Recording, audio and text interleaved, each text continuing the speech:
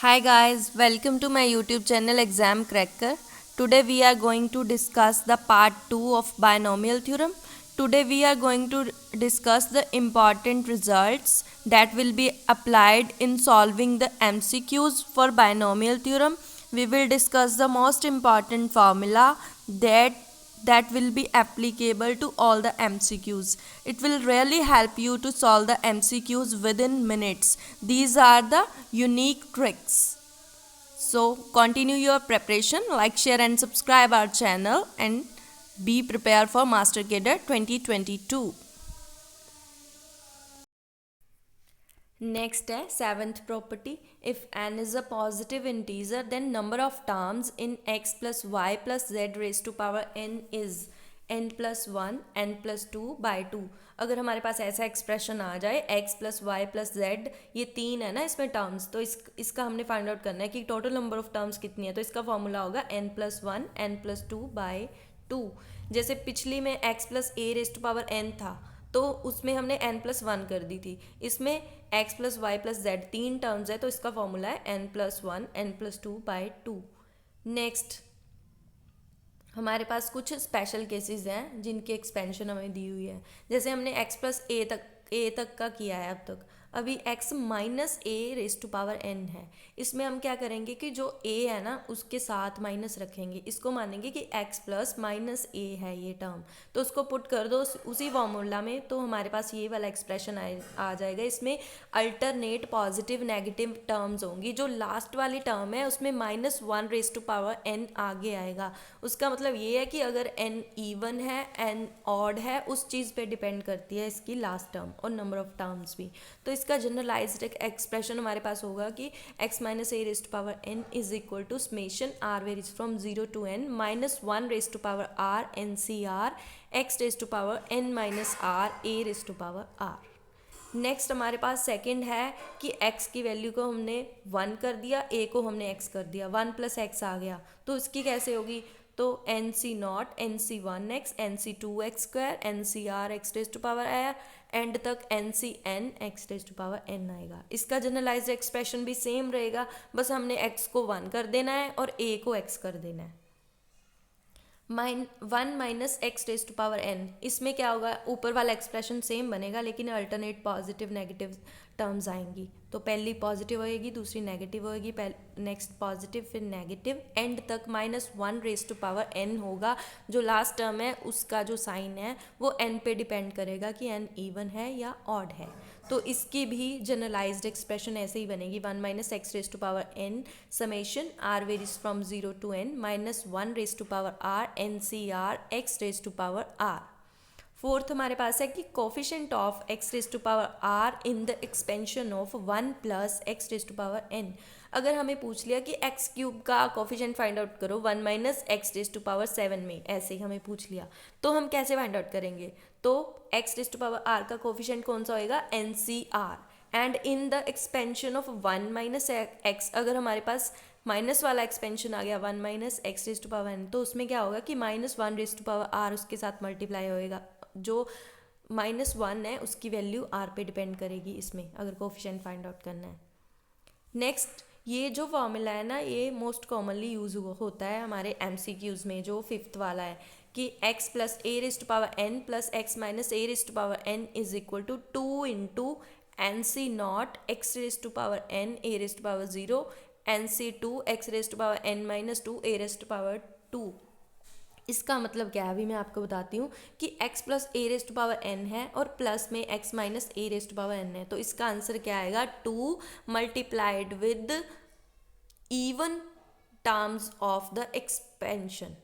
तो अगर इसमें माइनस आ गया बी पार्ट में, तो वहाँ पे और टर्म्स आ जाएंगी. जैसे ऊपर वाले में एन सी नोट है एन सी 2 है, तो वो सारे क्या हैं? Even terms. जो नीचे वाला है जिसमें माइनस है, तो उसमें और टर्म्स आएंगी एन सी 1 एन सी 3, लेकिन एक्सप्रेशन वैसा ही बनेगा. नेक्स्ट सिक्स हमारे पास जो फॉर्मूला है जो हमने यूज़ करना है, इफ़ n इज़ ऑड, अगर हमारे पास n ऑड आ गया और हमारे पास ऐसा एक्सप्रेशन बन रहा है x plus A raise to power n plus X minus A raise to power n, same ऐसे ही माइनस वाला एक्सप्रेशन है, तो हमने अगर number of terms find out करनी है कि इसकी कितनी नंबर ऑफ टर्म्स है। ऊपर तो हमने इसकी एक्सपेंशन बताई है कि इसको हम एक्सपैंड करके कैसे लिख सकते हैं। जो अगर हमने इसकी नंबर ऑफ टर्म्स बतानी है तो इसका सेम फार्मूला होगा n+1/2, लेकिन वो कब होगा, वो इसकी कंडीशन है कि n क्या है, ओड होना चाहिए। अगर n इवन है तो प्लस वाले में नंबर ऑफ टर्म्स n/2 + 1 बनेगी और माइनस वाले में नंबर ऑफ टर्म्स n/2 बनेगी। ये मोस्ट इम्पॉर्टेंट है। नेक्स्ट, अगर हमने जनरल टर्म फाइंड आउट करनी है बायनोमियल में, जनरल टर्म हम कैसे लिखेंगे? General term in the expansion of x + a⁻n is tr+1 से हम डिनोट करते हैं इसको NCR x⁻n - r a⁻r बनेगी। माइनस वाले में कैसे होगा? उसमें -1⁻r के साथ मल्टीप्लाई हो जाएगा, क्योंकि a के साथ माइनस है ना, तो -a⁻r बनेगा। सेम बनेगी, बस आपको a को -a अज्यूम करके चलना है। नेक्स्ट, जनरल टर्म अगर हमारे पास 1 + x⁻n आ गया तो उसमें जनरल टर्म कैसे लिखेंगे? NCR x⁻r। सेम 1 - x⁻n आ गया तो -1⁻r NCR x⁻r।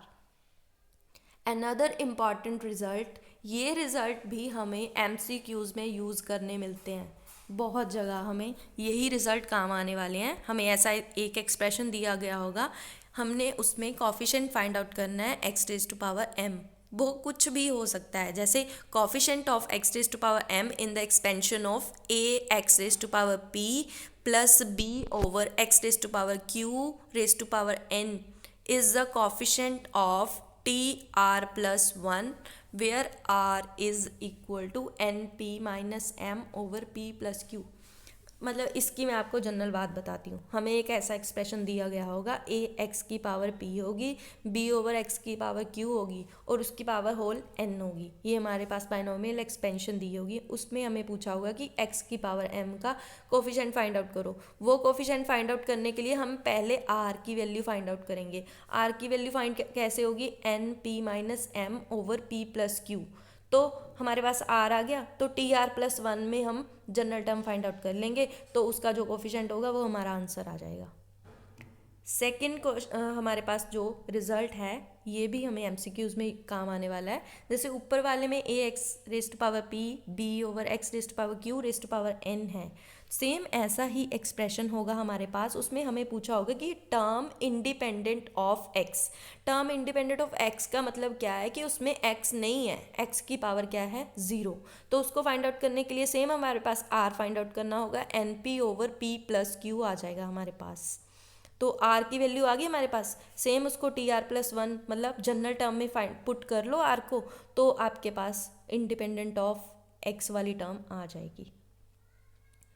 Next, if the coefficient of rth, r+1th and r+2th term of 1 + x⁻n are in AP, हमें एक एक्सप्रेशन दे दिया 1 + x⁻n, उसमें हमें कहा है कि rth, r+1th, r+2th जो टर्म है वो AP में है, तो क्या होगा? तो उसका रिजल्ट होगा कि n² - 4r+1 n + 4r² is equal to 2। ये result as it is use होगा कि अगर 3 टर्म्स AP में हैं 1 + x⁻n की, तो उसका ये रिजल्ट बनता है कि n² - 4r+1 n + 4r² is equal to 2। Next result हमारे पास है कि in the expansion of x + a⁻n, ठीक है, इसके एक्सपेंशन में हमने tr+1/tr अगर फाइंड आउट करना है तो उसका क्या बनेगा? n - r+1/r into a/x। ये भी रिजल्ट है कि अगर कोई एक्सपेंशन है उसमें हमें tr+1/tr फाइंड आउट करना है तो कैसे बनेगा? n - r+1/r into a/x।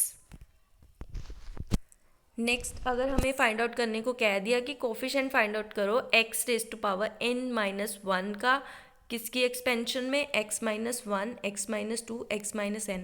मतलब हमें एक ऐसी टर्म दी गई होगी x - 1, x - 2, x - n, ऐसा हमें एक्सप्रेशन, अलजेब्रिक एक्सप्रेशन क्वेश्चन में दिया गया होगा। उसका हमने x⁻n - 1 का कोफिशिएंट फाइंड आउट करना है। n जो है वो x माइनस एन वाली ये लास्ट वाली टर्म से हम n एज्यूम करेंगे, तो उस n के एक पहले का n माइनस वन, जैसे यहाँ पे x माइनस सेवन हो तो हमें कहेंगे कि x रेस्ट पावर सिक्स का कोफिशिएंट फाइंड आउट करो, तो उसका फॉर्मूला है minus n into n plus one by two. ठीक है, सेम ये हमारे पास माइनस वाला फॉर्मूला था x minus one x minus two x minus n. अगर सेम हमारे पास x plus one x plus two x plus n वाला एक्सप्रेशन आ जाए तो उसमें हमने क्या करना है कि माइनस को हटा देना है, n into n plus one by two हमारे पास उसका जो है वो कॉफिशेंट आ जाएगा। ये एज इट इज़ आते हैं, ये मैंने देखे हैं क्वेश्चंस और मैंने सॉल्व भी किए हैं ऐसे। हम MCQs में ये सारे करेंगे तो आपको पता चलेगा कि ये रिजल्ट आपको काम आने वाले हैं। If the coefficient of pth qth term in the expansion of 1 plus x raised to power n are equal, अगर हमें कह दिया कि दो टर्म्स हैं उनके कोफिशेंट्स इक्वल है तो उसका रिजल्ट क्या होगा कि p प्लस q दोनों टर्म्स का sum is equal to n plus two होगा। ये रिजल्ट भी काम आएगा।